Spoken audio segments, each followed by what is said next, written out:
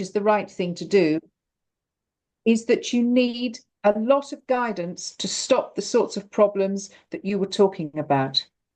You talked about a declaration like a state of emergency, but the declarations that you said, I don't know how far they go, but they need to do two main things.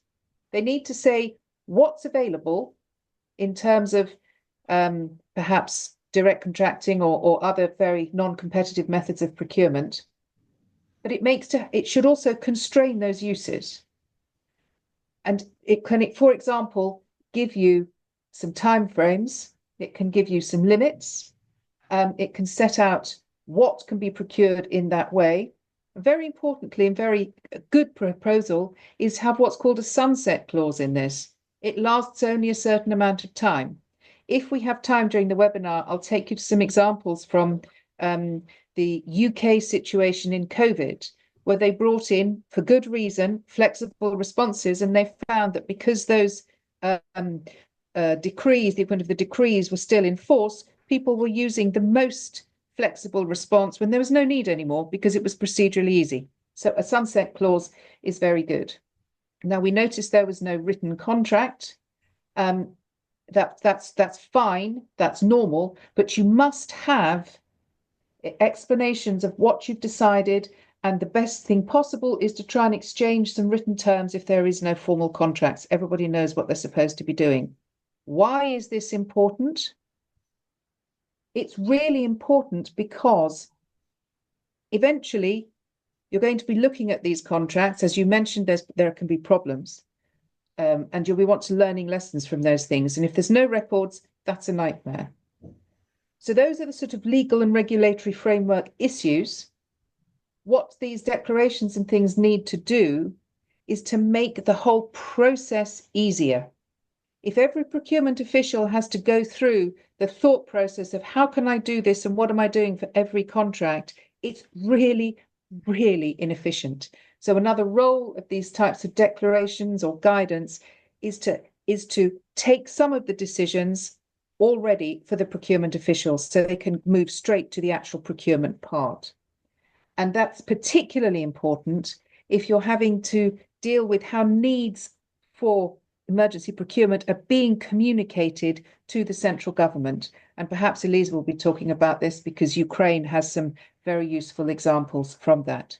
Now, I'm going to stop there because I think it's time for other people, but I hope that's given you a flavour of the importance of having a facilitative approach in your law, but it needs to be backed up with guidance about how to make things work in practice. Thanks very much. Thank you, Caroline, for this very useful introduction for the distinguishing the three levels of procurement in such emergency cases and in giving us a flavor of this legal and regulatory framework. We will come back to that during the discussion, and we hope to get the links to the documents you mentioned in the chat, so just for participants to check them later on. Thank you. I will move to Dr. Majid. I will ask you, please, to tell us from World Bank's experience and your personal and professional experience in public procurement systems, which strategies and tools to use by government when procuring good works and services during conflict time, and also what is the importance of stakeholder engagements and consultation for effective emergency procurement implementation. وشكرا كثير أخت بسمة. شكرا كثير أخت لميا for inviting me to speak in this seminar. في البداية خليني أحكي قلوبنا معكم. نتمنى الخير للبنان وأهل لبنان جميعا. قلوبنا تتقطع من اللي بنشوفه فيما يخص الدمار وما يحدث للأخوة اللبنانية في لبنان. للأسف إنه يعني إحنا كنا نتمنى ما نكونش نتحدث في مشاريع طوارئ، ولكن هذا ما حصل. It is really a pleasure to be today with two of my good friends, Caroline and Elisa, where we have worked many times on different platforms. So this is really a great opportunity to connect, as well as it's really great pleasure to be with the Minister of Finance, the Finance Institute, Lamia, and her team to discuss this important subject for Lebanon currently. You know, the World Bank has really worked on different countries on emergency operations, whether it is in MENA region or outside MENA region. So we got the experience from working on Iraq, on Palestine, on Yemen, and Lebanon, Kyrgyzstan, Georgia, you name it. And we have a collective experience that maybe we can share for the context of Lebanon. And in any emergency, we always talk about we need to be ready. And to be ready, that means you need, before even having the war stop, I would assume that the government of Lebanon had looked at the day when the war stops. How you're gonna deal with the reconstruction, how you're gonna deal with the immediate needs of the country. And I could see from what Basma talked about, I could see that this was really was started and in the discussion, and it seems to be the government has already took some action, which is really important because you don't have the time like today to really sit and plan, which may take a long time. And then once you have this readiness and planning already done, then you would need to really prepare what needs to be prepared, whether in getting exceptions, whether in getting things ready so that the next day you will jump and work on the response to the emergency. Once the cause of the emergency stopped, like in this case, the war on Lebanon, then you would need to get into the immediate response and recovery, and then the reconstruction of what has been damaged. That will take some time until you reach a stage where you could phase out from the emergency into the post-conflict reintegration and rehabilitation.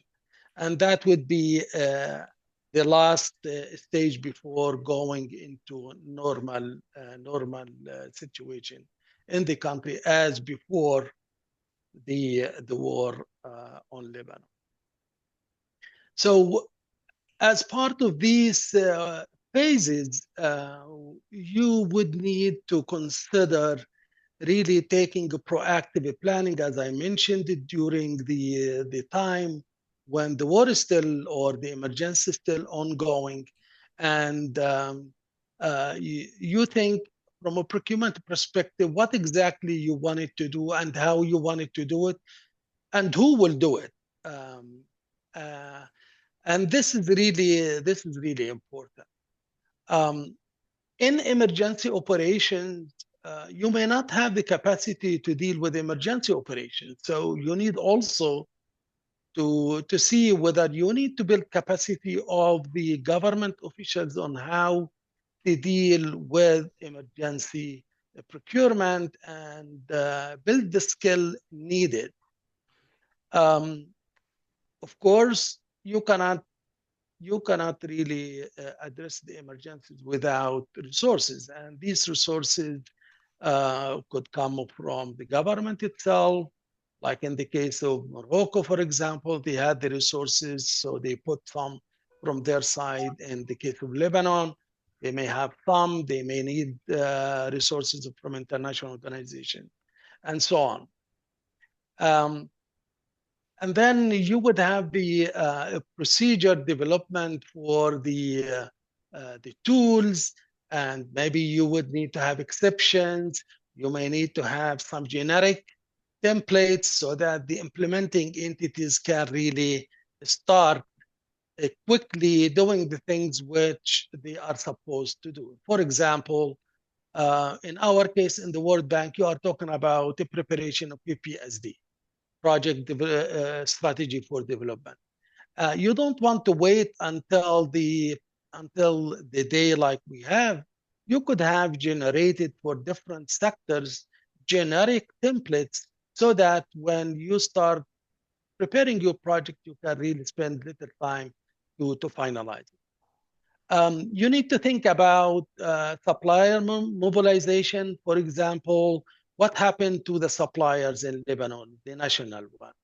What are their challenges? So having a workshop to understand their needs so that when you need them to start work, you are prepared. For example, you may have issues of issuing bit security, performance security.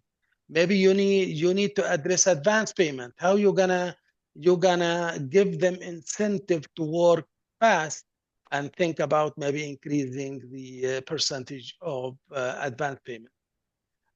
This is really important in emergency.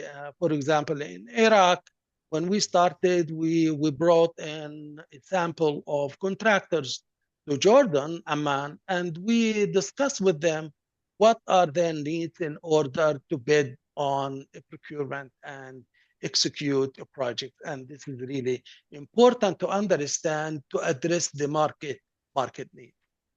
Then you need to think about the method that you will use. And normally in emergency operations, you need to make everything simple, quick. And there are ways how to do this. For example, you may have lack of capacity within implementing entities. Like, for example, look at Gaza. Imagine we wanted to go and work in Gaza now, or we are working now in Yemen. We don't have the institutions to implement the project. So maybe we need to think about who will implement, such as the UN organization, such as NGOs. That's one way of the thinking, and that is one way to address it during the planning stage.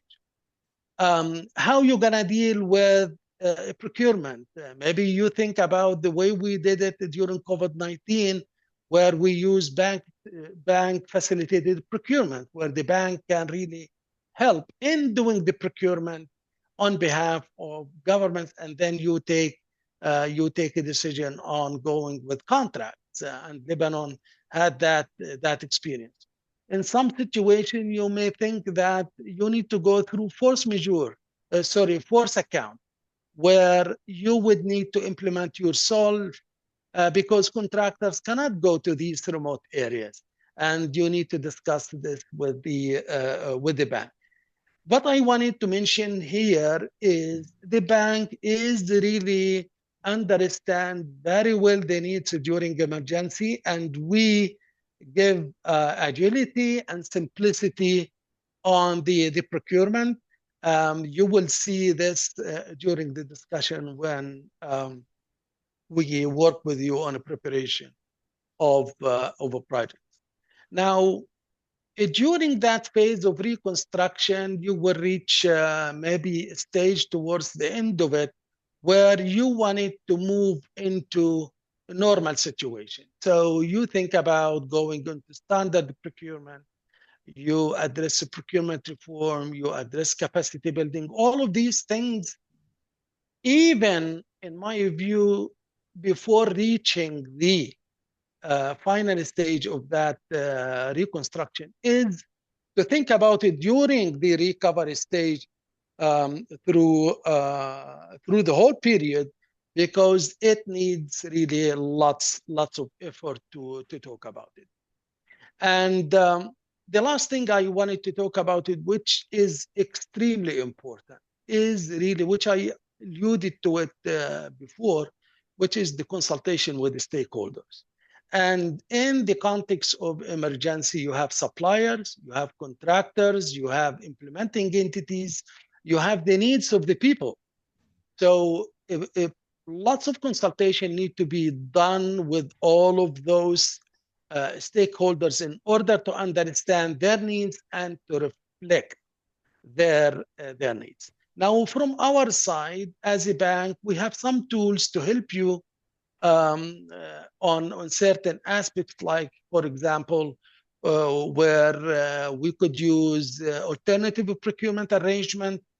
So far in Lebanon, we do not have it accepted for any implementing entities, but we will be ready to use APAs, for example, with UN organizations, if this helps. Also, we can offer what we call hands-on expanded implementation support, where we can step in the shoes of implementing entities with full responsibility of the implementing entities to execute the project. The last thing I wanted to really talk about it here is really the follow-up and monitoring. If I will say one word in this seminar and stop, I would say you focus on follow-up and monitoring during emergency operation. This is really extremely important. And with this, I stop for my other colleagues. Thank you.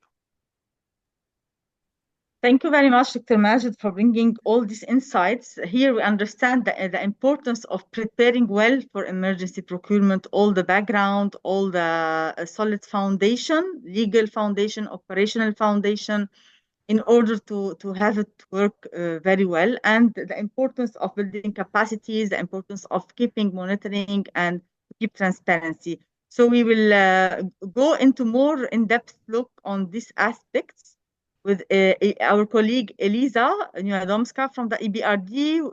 We are honored to have you, Eliza. Also, if you could tell us, please, about your experience in the same perspective from an EBRD outlook on strategies and techniques for using emergency procurement, and the role of proactive planning and how to prepare the market, because we talked about supplier engagement, how the market could be prepared for value for money maximization, for responding to emergent need without going into high pricing and abusing this situation.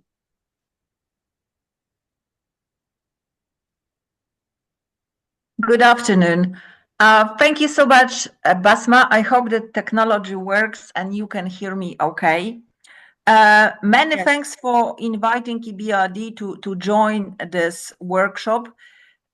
Even if we are not as experienced as the World Bank on handling crisis and working in the war-affected countries. However, we are learning today our lesson working with Ukraine. And this has been a huge effort of the bank to understand how to support the government and how the government is adopting the legislation and making decisions regarding procurement to serve the country best when affected by the war. And from this perspective, I just wanted to come back to what Caroline has mentioned, because we have to distinguish between the imminent response and emergency, which is a genuine lack of capacity to maintain regular procedures, as well as we have post-disaster stages. However, what needs to be emphasized, it is a difference between humanitarian aid and emergency procurement, because this is sometimes quite confused from the market perspective. And the difference is very simple. Humanitarian aid is typically delivered to citizens for direct relief at the beginning of the conflict or when the emergency occurs. And when we look at emergency procurement, we have the procurement that can be planned for, as Majed has mentioned, and we have procurement which cannot be planned for. And the regular case in any government to handle this emergency procurement that can be planned for, it is an understanding that governments need to maintain services which are responsible for strategic response during the crisis, emergency situation, or any natural disaster response. And these agencies, they are typically responsible for maintaining medical resources, technical resources, as well as food and fuel resources. And these are not qualified as humanitarian aid. These are also not qualified as emergency procurement. They plan for it, they maintain minimum readiness, and their responsibility towards the situation of emergency is that they are at the ready. So they maintain contractually or through purchase of resources a minimum response capacity that is serving the government to survive at the point of crisis.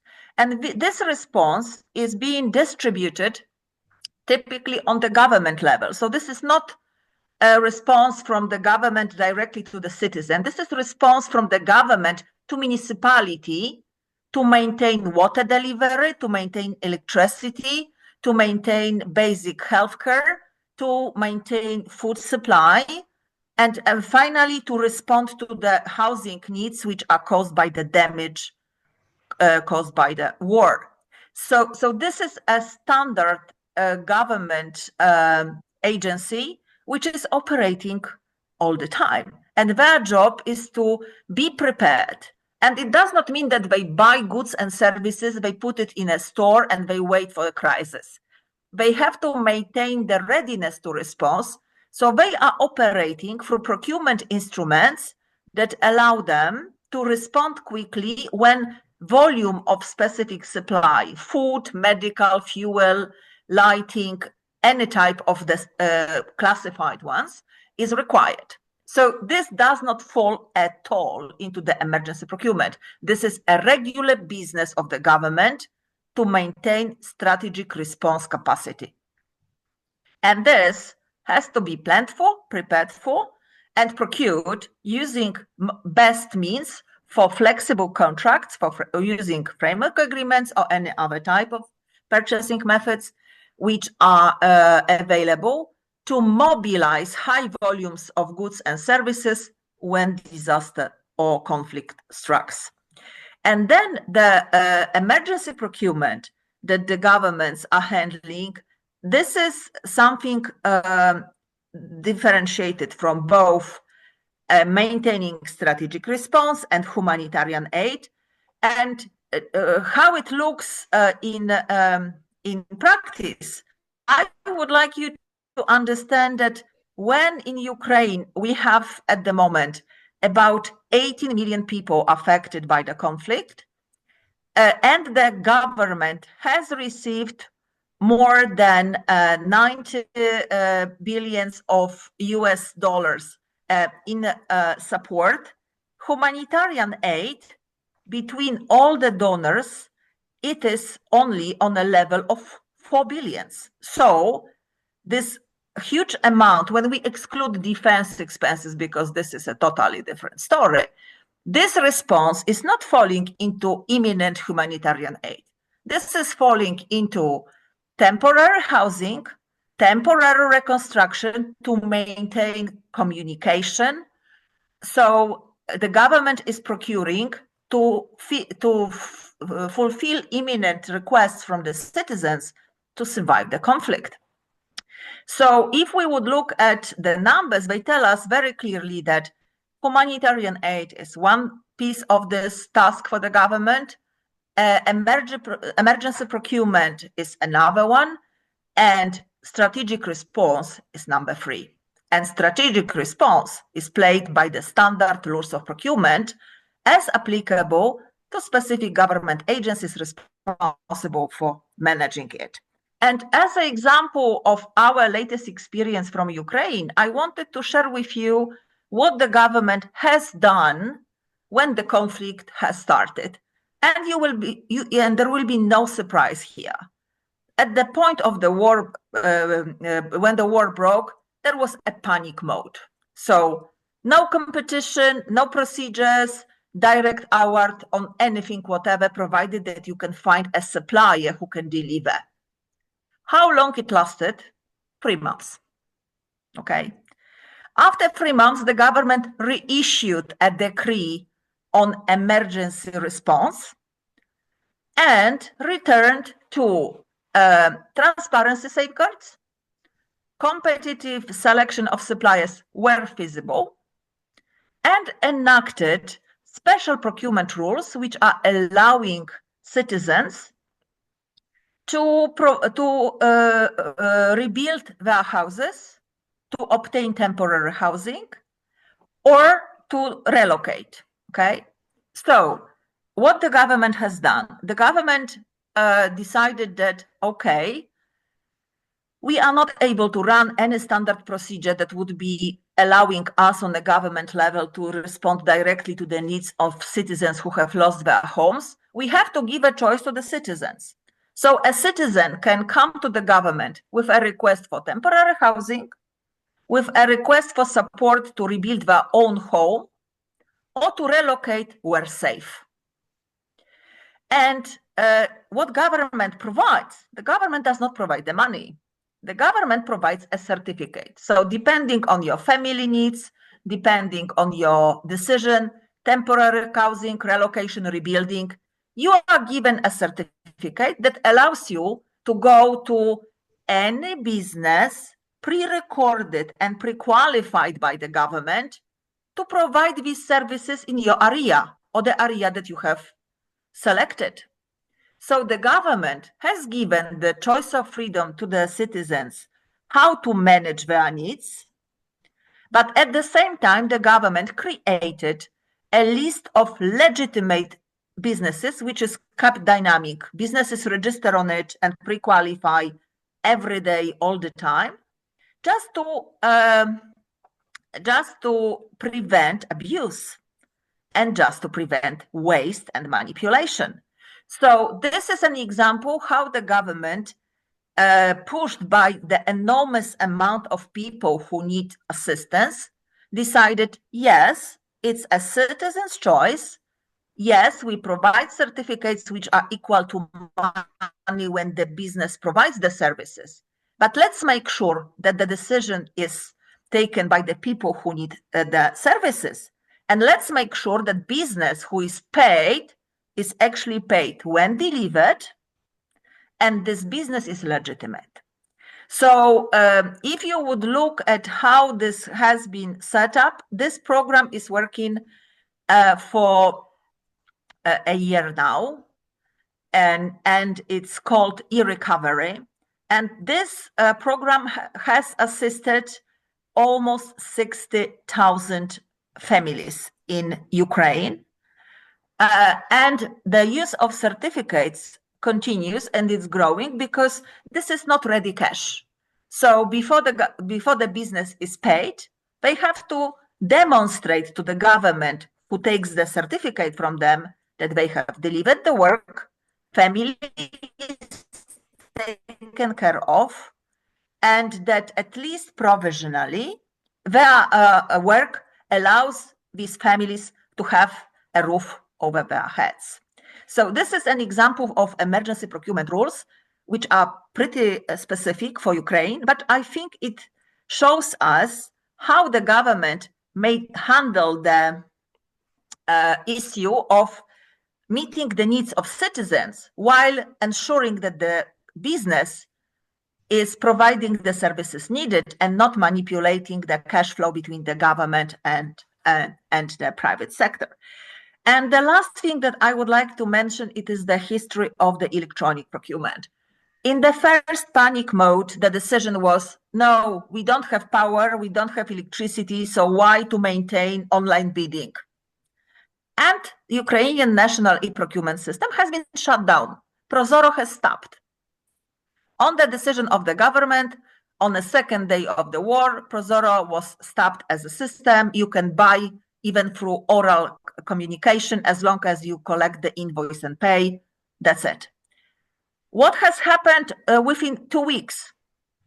Prozoro team decided to offer the government entities responsible for maintaining public services an opportunity not to go and look for the supplier by themselves, but a list of suppliers whom they pre-qualified, who are registered in the Prozoro anyway, and they have recorded availability to deliver.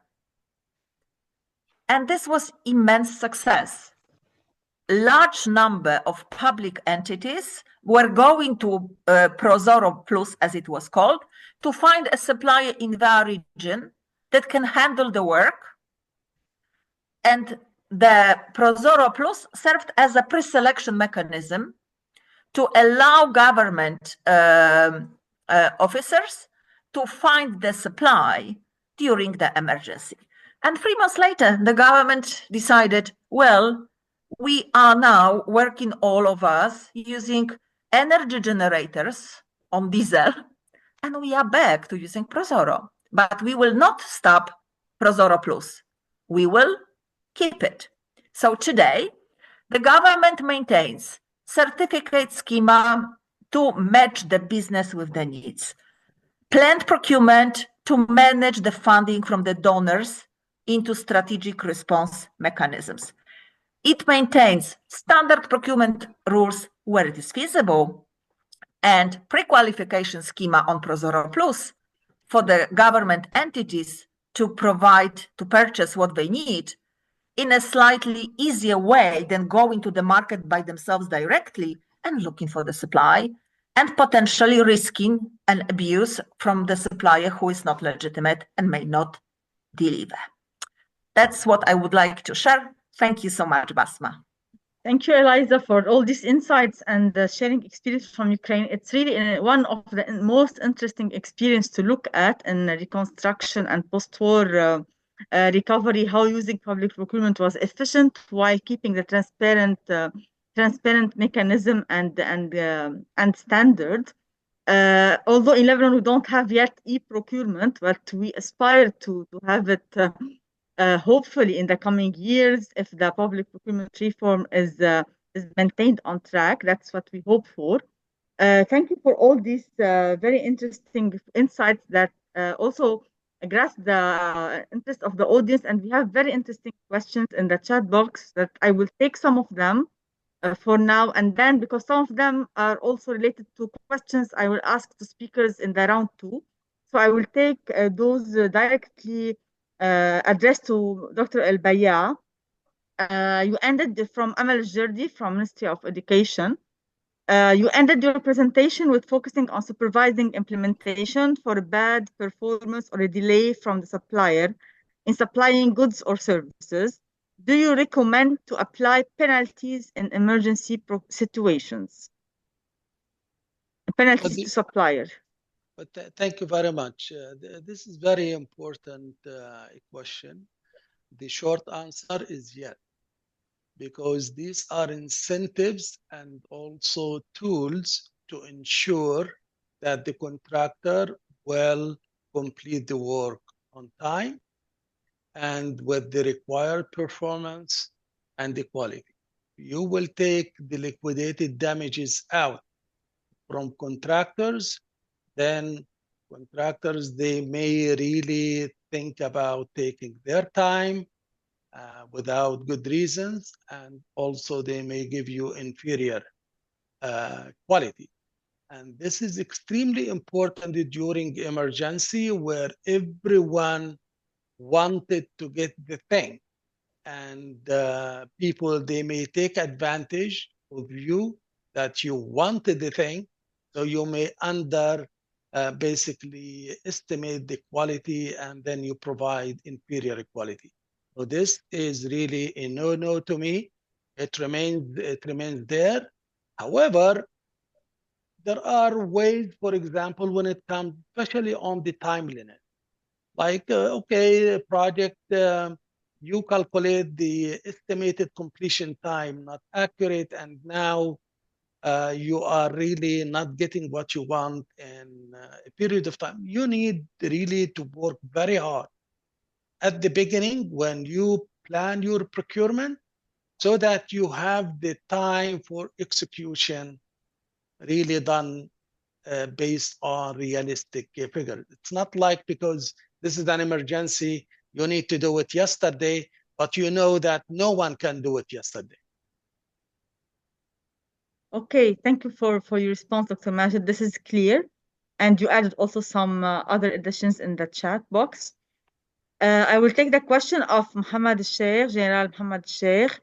Unfortunately, neither planning nor declaring a state of emergency is feasible in our situation.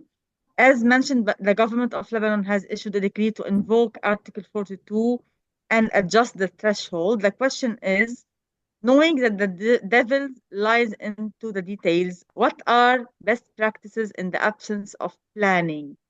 Here, maybe Caroline could answer us. Thank you. Well, it's a very good question, and both Majed and Eliza have given some very good examples of what you can do if you can do some planning. And so let's look at the situation where planning is not possible. I mean, there has been a decree issued about invoking Article 42. And I think if there's time to do something like that, there's also time to listen to some of the experience that they had in COVID times. Now, I'm talking to you today from Vienna in Austria.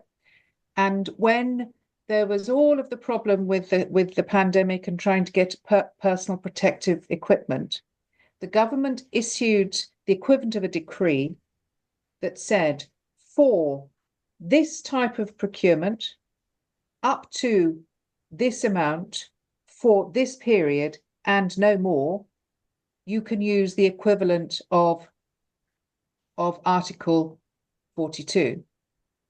And it's what that did went a little bit further than your government's decree, because it said not just generally you can use it, but it set out how long you could use it for, how much, and what for.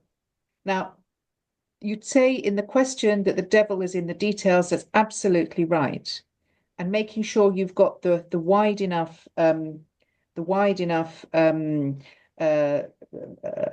flexibility is important. But that really is the very beginnings and the basics, and the tools that both Majed and Eliza have talked about are not emergency response tools. Many of them are present, or to some degree present, in your ordinary procurement system. And so some of the lessons that we need to learn, and the things that Eliza was saying, suppliers that you've already worked with who are pre-qualified, it's very important you can have a mapping of them, so that you're not starting to try and qualify new suppliers in an emergency situation unless you absolutely have to. So there are lots of things, and we don't have time in a webinar this afternoon to go through all of them, but there are lots of things that you can do in your ordinary procurement process that can help in the absence of specific planning. The other thing that I think is very important, and you've mentioned, and tools have been mentioned, your wish to move towards electronic procurement, that makes all the difference. People have mentioned framework agreements. Now, these don't work so well in a non-electronic environment, but as Majed rightly said, they're very good tools for planning for future procurements. And if you know over 5 years, or over 10 years, or over 3 years, you always need, because of repeated natural, weather events or incursions or whatever it is, you always need a certain amount or approximately a certain amount of particular supplies, be they goods or services. You can contract for them in advance. So that all you have to do is say, deliver now.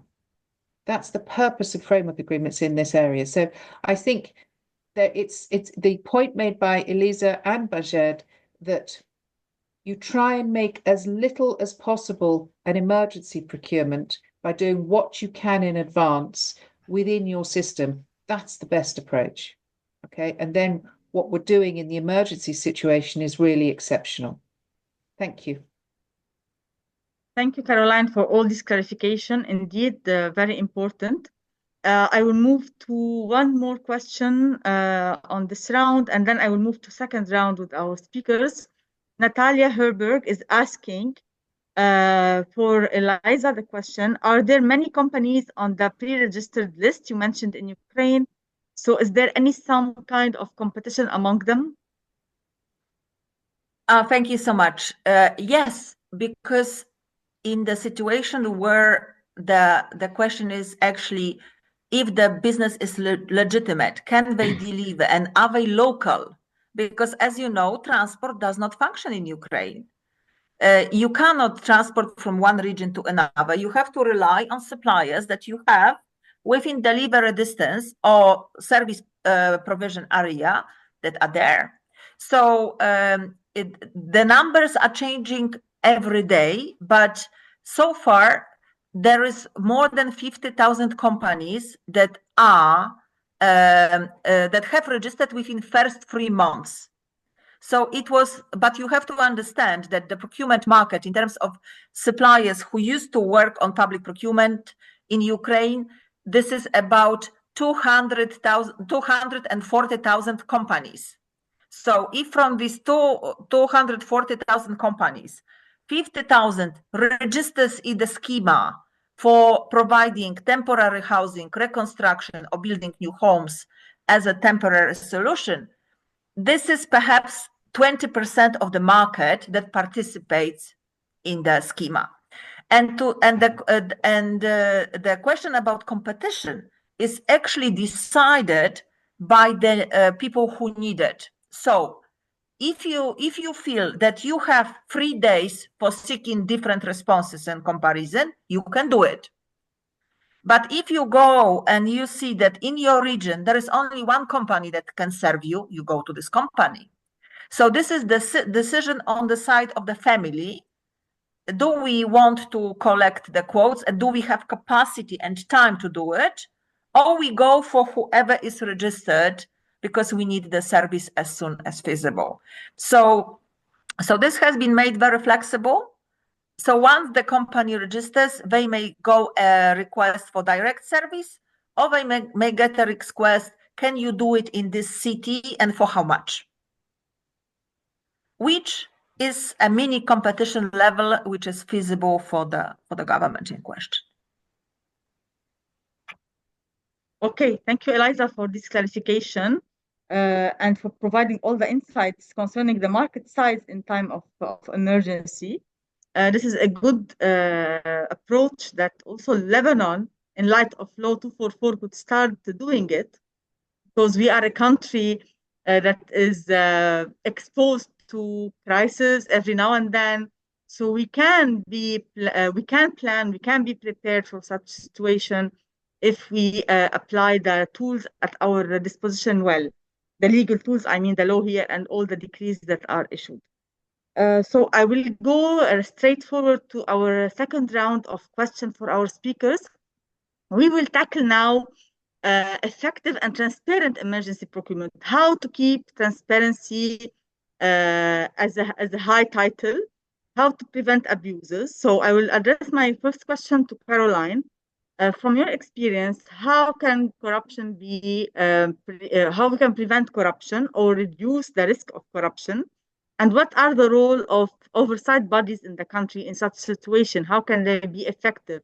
Can we have some ingredients, some lessons learned here, so we can learn from it? Thank you. Thank you. And this is really an excellent question because, as we all know, emergency procurement, single source or direct contracting is incredibly easy to abuse, as is, incidentally, invoice shopping and simple competitive negotiations with just two suppliers. So the first thing is just to repeat what my colleagues have said. And again, I'm going to try and share my slides. There we go, share. I'm going to put them, if I can, into... I don't seem to be able to put them in slide share mode. Oh, maybe I can. Okay, so we wanted just to go back a little bit. So the first thing to say is the best thing is to try and avoid as much of emergency procurement as possible. Anything that's done through direct contracting, as we have seen, is riskier than anything through competitive procurement. And so we talked about framework agreements, electronic systems, the examples that Majed and Elisa have given. And those are really important. And yes, there can be some warehousing and stockpiling, but also all the other things that Elisa and Majed have said. So let's not focus on that because you've heard all about that. The second thing I think that is really important is the point that was just being talked about. Where are you going to get your goods and services from? And can you have a proactive mapping of existing suppliers and suppliers lists, and have some transparent criteria if you do have to go through new supplier evaluation in emergencies. So at least those criteria are set up in advance. Now, Majed has also talked about a very important thing, and that's collaborative sort of procurement. Are there international agencies that you can go through? Is that a possibility rather than doing it yourself? That's important. The final thing I will just say on contingency planning is the point that we've made a lot earlier, is to have clear procedures for when you have to do emergency procurement. That's very, very important. Set those up in advance and look at the New Zealand example that I've put in the chat. Also, clear ethics guidelines. And the reason those are so important is that the risk of corruption and the risk of abuse is really significant. And it's not just a small bribery. It's a lot bigger than that. And I'll come back to that. I'm going to talk about what happened in the UK in COVID. Not because it's particularly different from anything else, but I just want you to see some numbers here. Almost 2/3 of the high value COVID contracts were awarded through direct competition. This went on even after it wasn't necessary. Almost 1/3 had 3 or more red flags for corruption in the contracts. And here's one of the points that I was just making a minute ago. Almost 10% went to those with political connections. No reason for that, just political connections. Lots of transparency safeguards were not followed. And as Majed was talking about, there's significant problems in delivery. So this is in a country that's viewed as reasonably good at procurement, facing COVID, which was a different set of challenges, but look at the numbers. So it really is a real risk. And I've put on the bottom of the slide that the long-term risk of this is eroding trust in political and government institutions. So it's really, really important to tackle this issue. Now, what did Transparency International, whose report that was, have to say? And the first is about oversight bodies. They're really useful for investigating major contracts with problems. They're really good too, talking of stakeholders, which Majed was, is looking at the impact on contract beneficiaries. So if you were trying to get water, did they get water? If you're trying to provide shelter, did they get shelter? Was it properly delivered?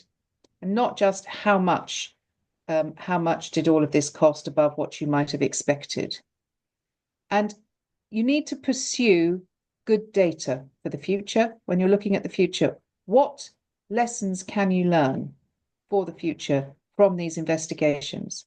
Remember I said at the beginning how important it is to record what happened, even if you're not in a good environment where you have a good data system for doing that.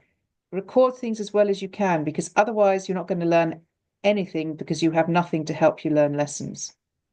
We want the clarity that we've talked about when you can use non-competitive awards and so forth.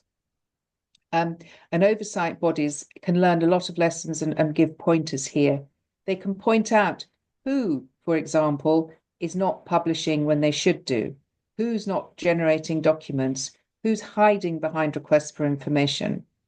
And particularly important, they recommend that you have conflict of interest assessments from procuring entities so that in advance, they identify areas where there could be conflicts of interest. This is the ethics point. And again, you see what I'm talking about here is using your ordinary procurement system to have things that can help you in the emergency situation.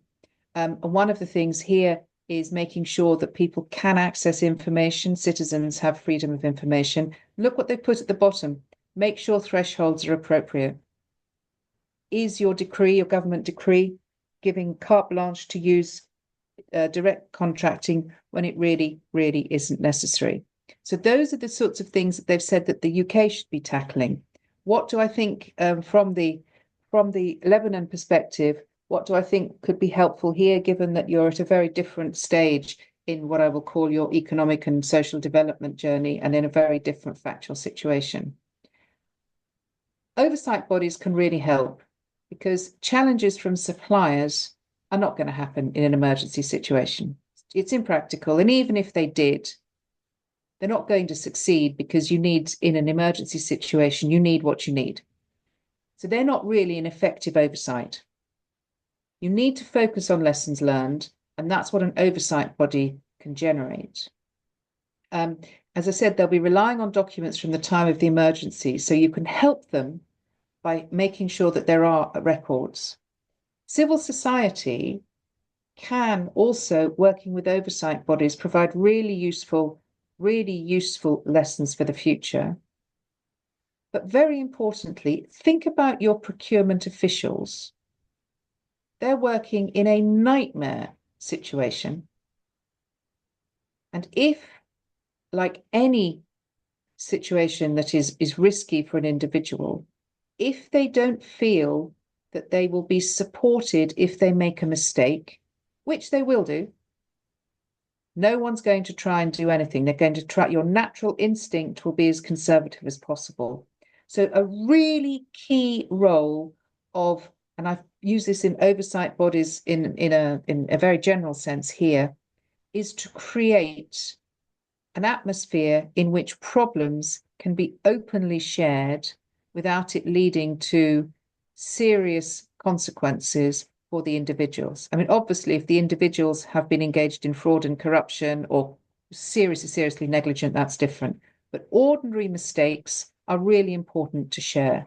And this just culture actually comes from the airline industry, because what they wanted was pilots to share information in that sort of open environment because of the risks of crashes and so forth. And it came up after in a horrible crash where junior pilots were too scared to point out to a senior pilot what he was doing wrong. And so that sort of role is really, really important, because there will be, as you were seen in the UK, in the COVID experience, you will have problems in emergency procurement. Nothing that we have said this afternoon is going to make all emergency procurement work well. So you have to accept that. You want to plan as best you can to reduce the amount of genuine emergency procurement. You want to give the best tools you can, so keeping the decision-making as easy as possible for those doing emergency procurement and making it as easy as possible for them to have records, okay?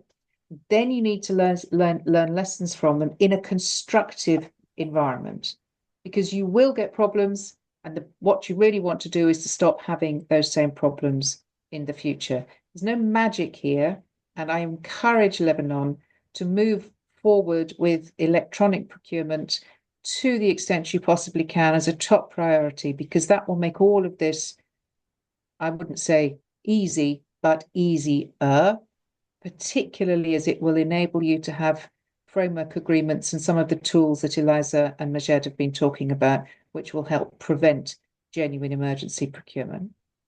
I'll stop there. Thanks very much.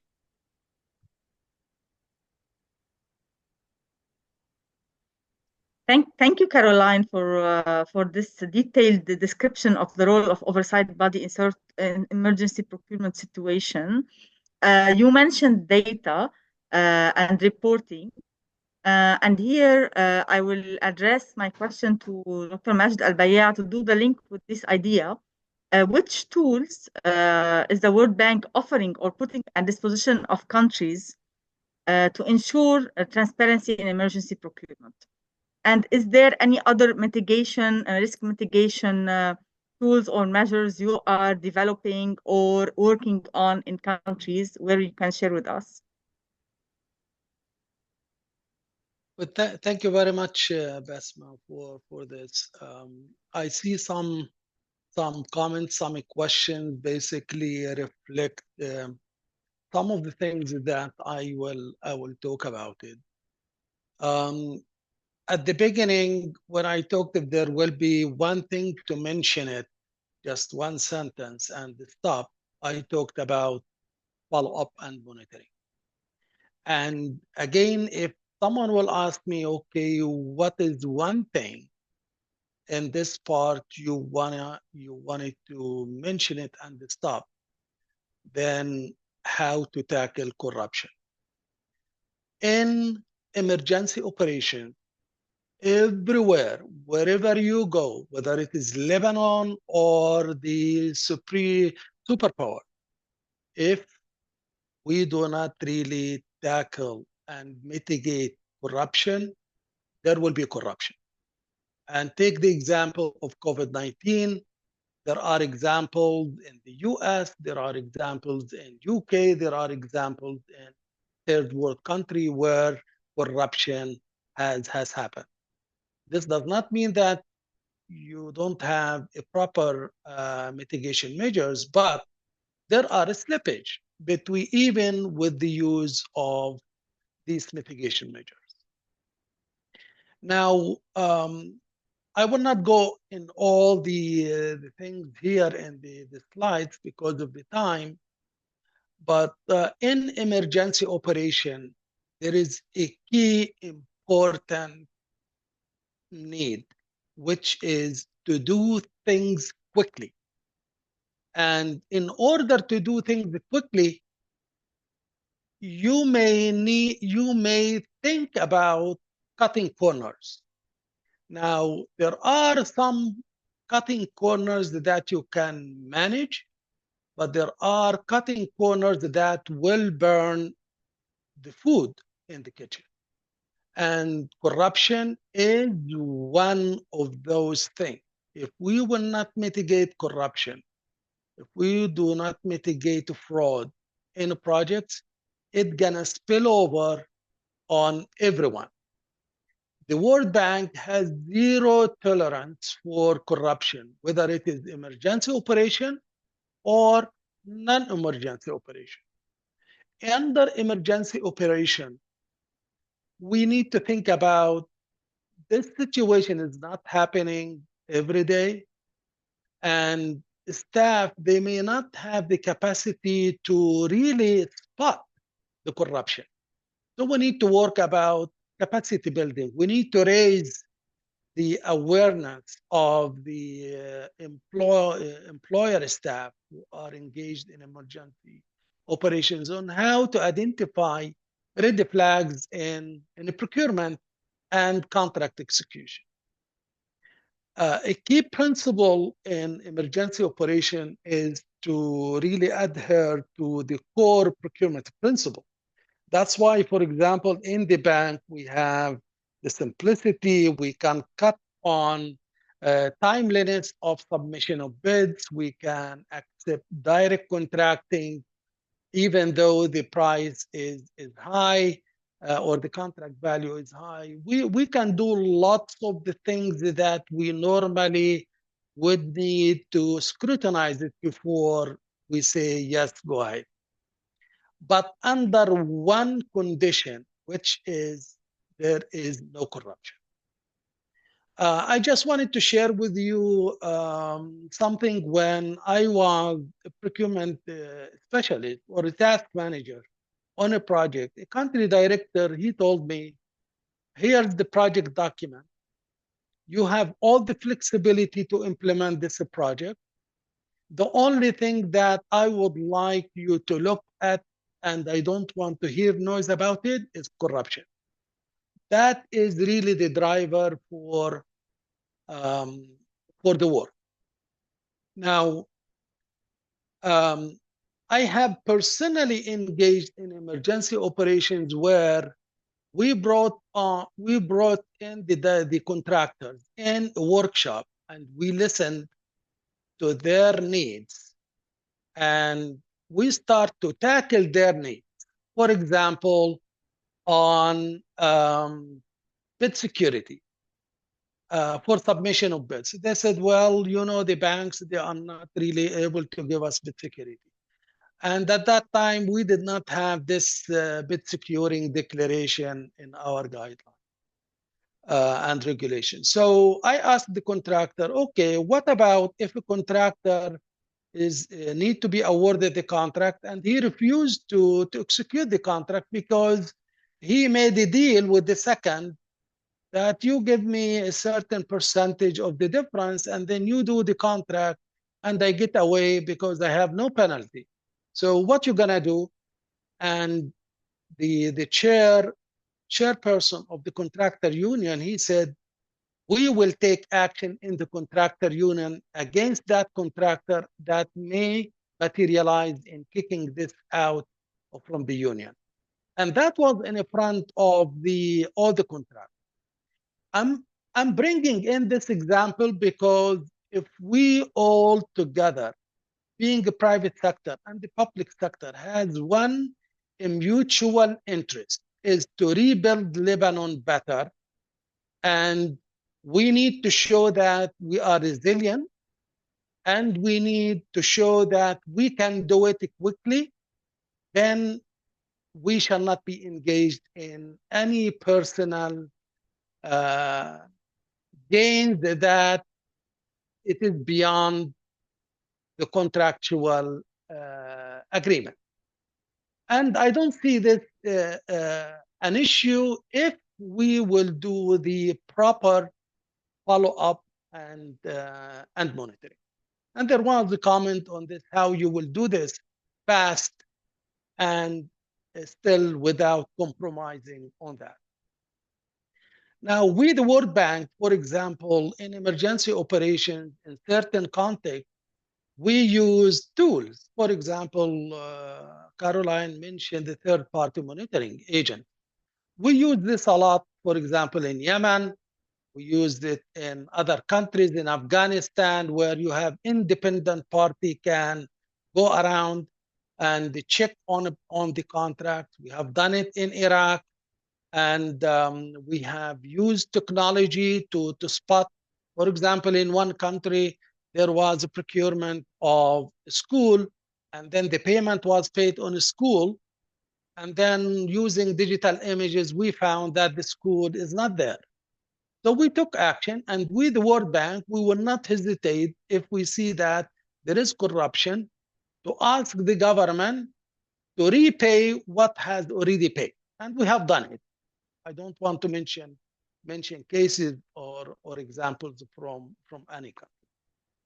Other tool that you may need to consider is indeed those people who work on evaluation of bid, evaluation committee, bid opening committees. They need to sign basically confidentiality commitment letter, also conflict of interest, declaration of conflict of interest in case of they have a potential conflict of interest with any of the bidders, to really excuse themselves from this. This needs to be in writing up front, and I would stress on this in emergency operation, even though in normal procurement operations, the World Bank require it in our procurement.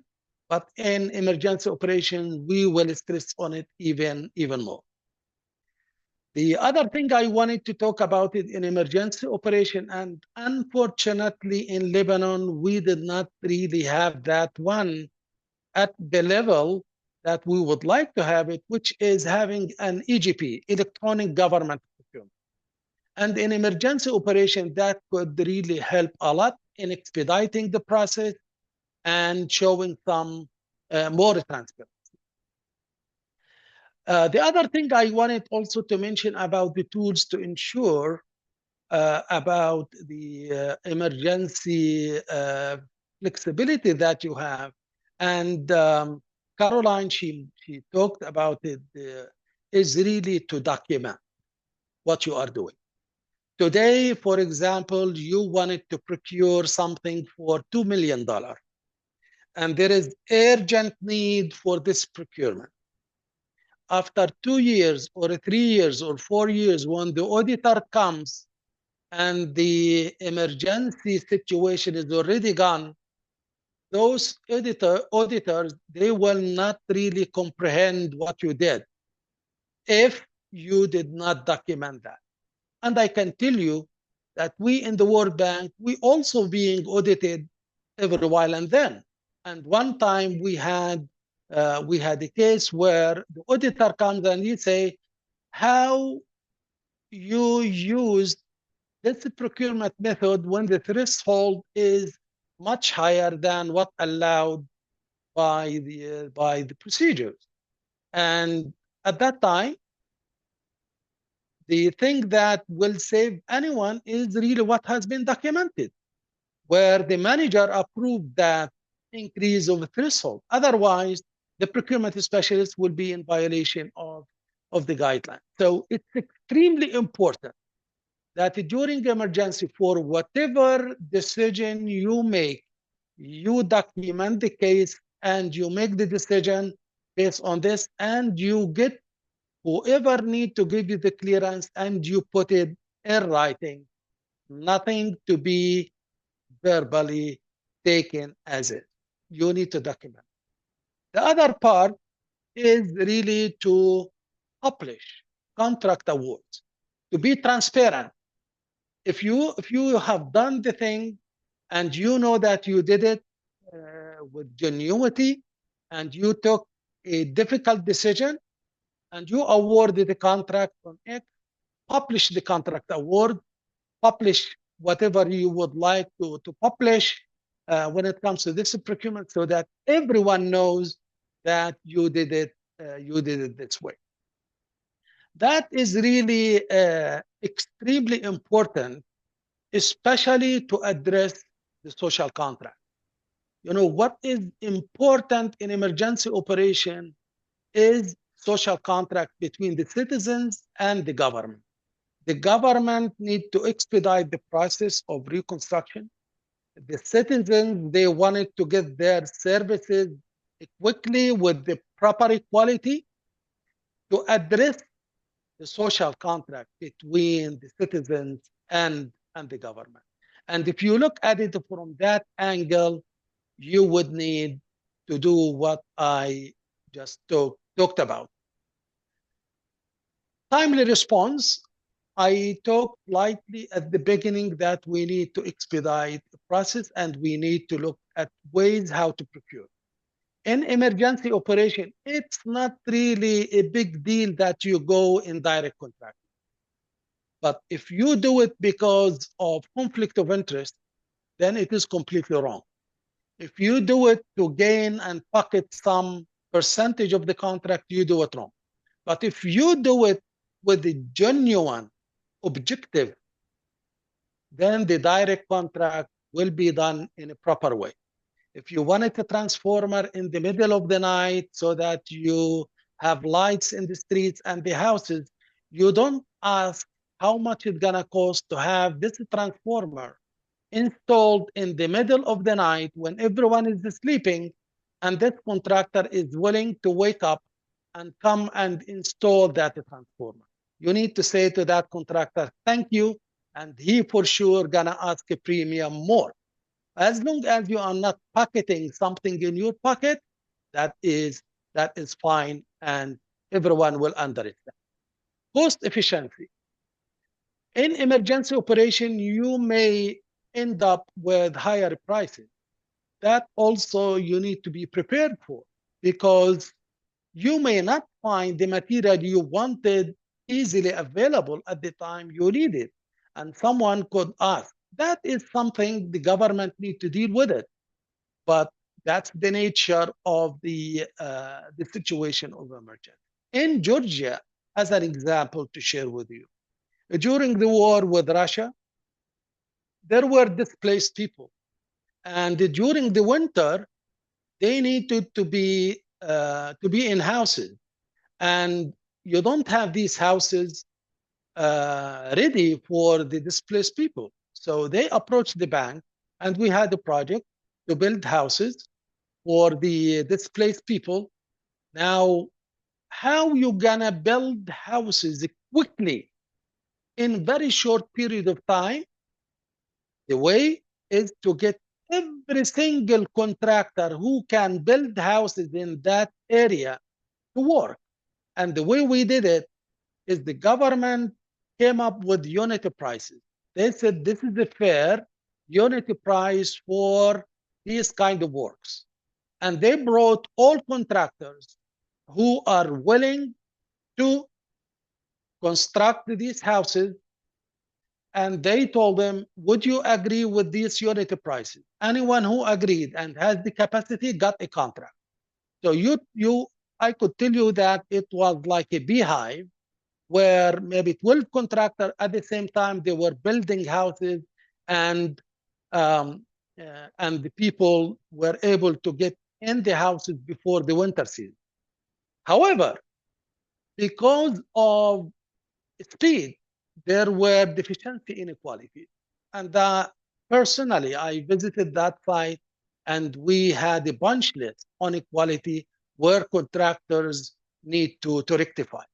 This is really extremely important, the follow-up and the monitoring. And you could see that we had streamlined operation procedures, where we went to all contractors who are really willing to work, just to be fair with everyone, and to mitigate that we do not really get into high prices where people take advantage.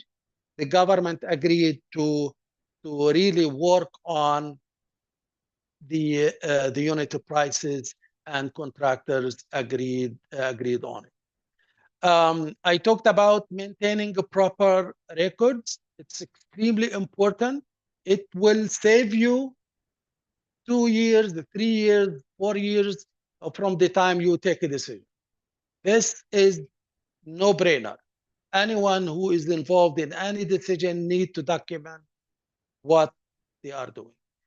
Ensure there is no conflict of interest.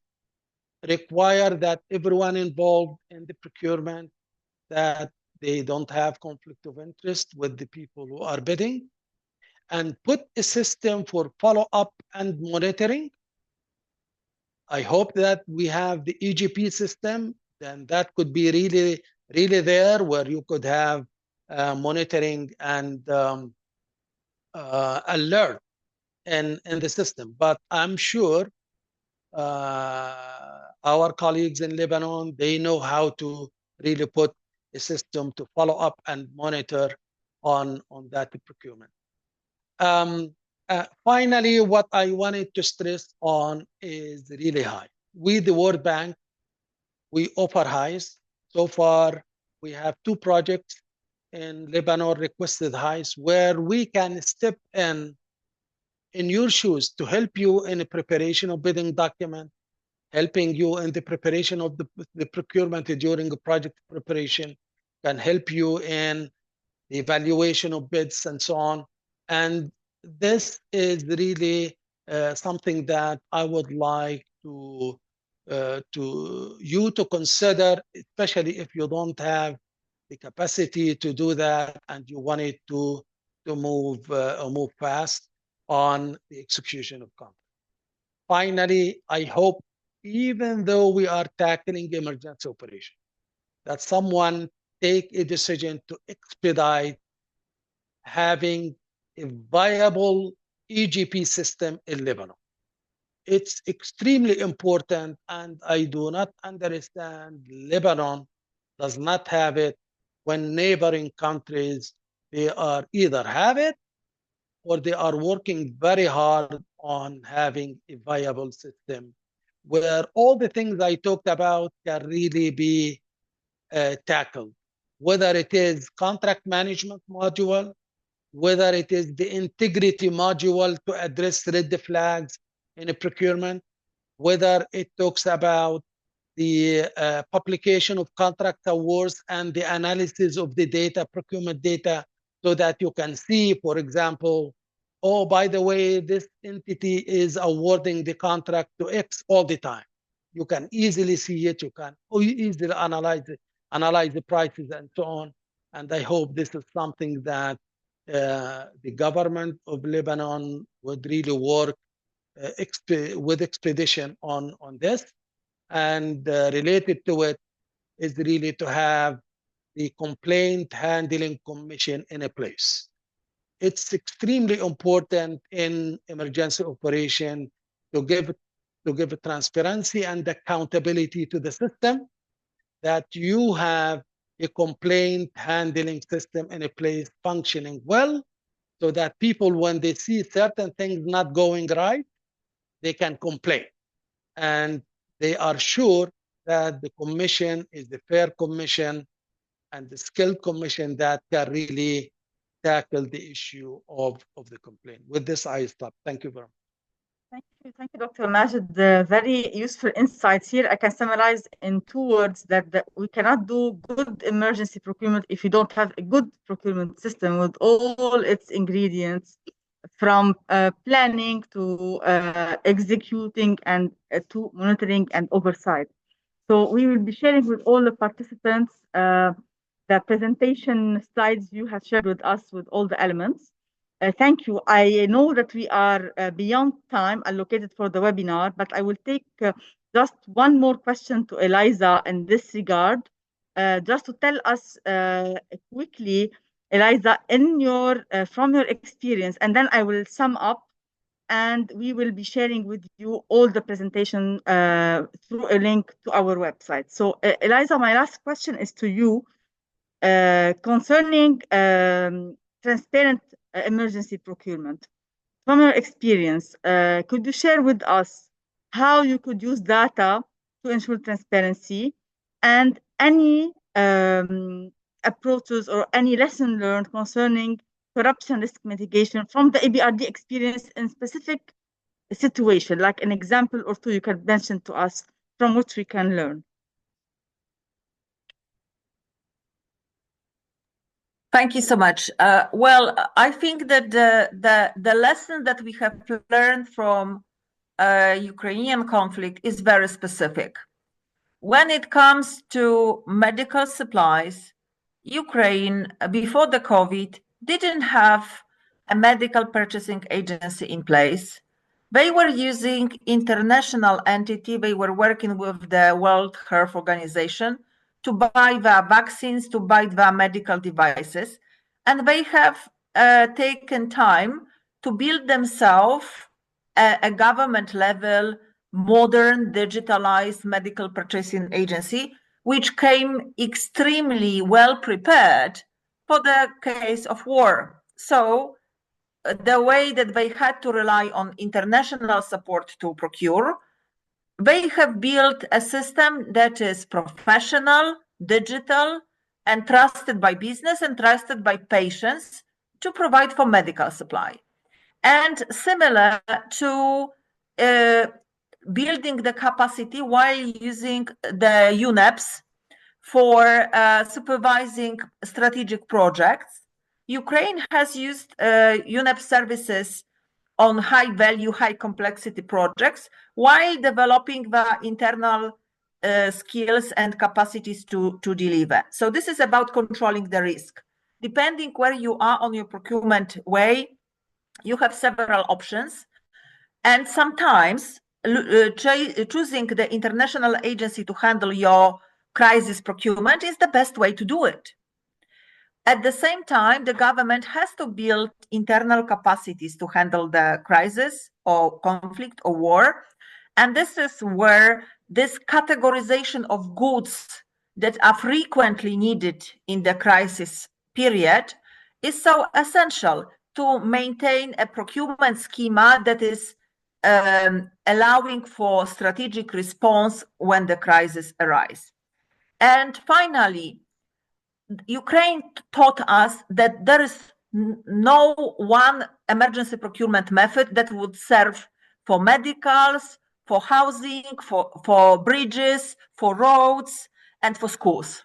No, they have developed dedicated approaches, housing certificates here, mobile bridges there, more power and generators, and they have also added a new supply to the emergency list, which is internet provision. I'm sure you have all heard about the story about Starlink being used all over Ukraine to work in the government, in the private sector, because otherwise they wouldn't have internet. How to manage the economy when you don't have communication? So the lessons from Ukraine are build your capacity as fast as you can and find a solution for the temporary point, which is the best suited.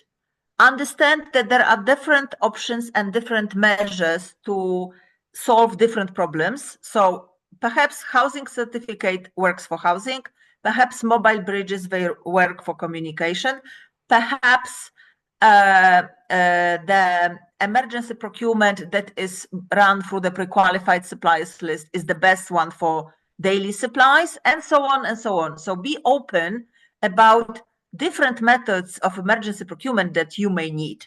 And finally, on data, and I'm not going to be particularly, new what I'm going to say.